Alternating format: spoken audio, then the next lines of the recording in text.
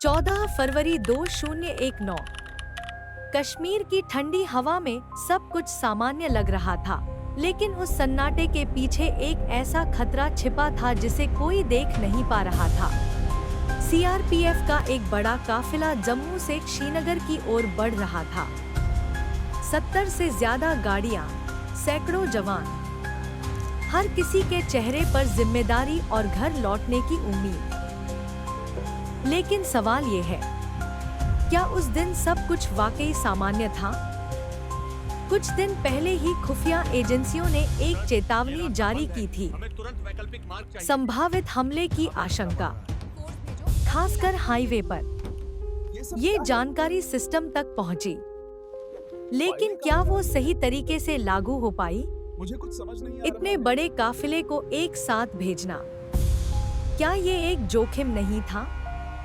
आम तौर पर ऐसे मूवमेंट को छोटे छोटे हिस्सों में बांटा जाता है ताकि खतरा कम हो सके, लेकिन उस दिन परिस्थितियां अलग थी।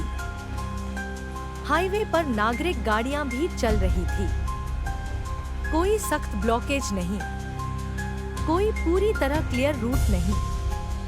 क्या ये एक छोटी सी चूक थी या एक बड़ी लापरवाही?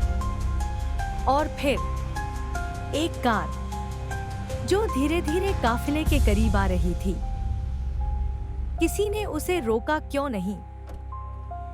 कुछ सेकंड, बस कुछ सेकंड, और फिर एक जोरदार धमाका। ऐसा धमाका जिसने पूरे देश को हिला दिया। 40 से ज्यादा जवान उसी पल शहीद हो गए।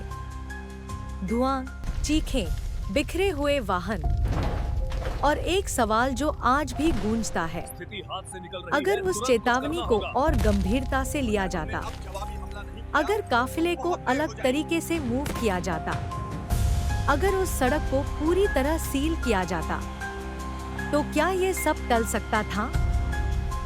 जांच में कई बातें सामने आईं। सुरक्षा में खामियां, संचार में कमी, और वो एक पल जब सब कुछ बदला।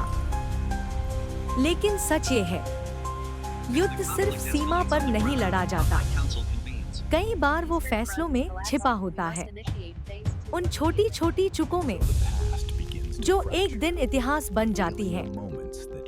पुलवामा सिर्फ एक हमला नहीं था, ये एक चेतावनी थी कि जब सतर्कता एक पल के लिए भी कमजोर पड़ती है, तो कीमत बहुत बड़ी चुकानी पड़ती है।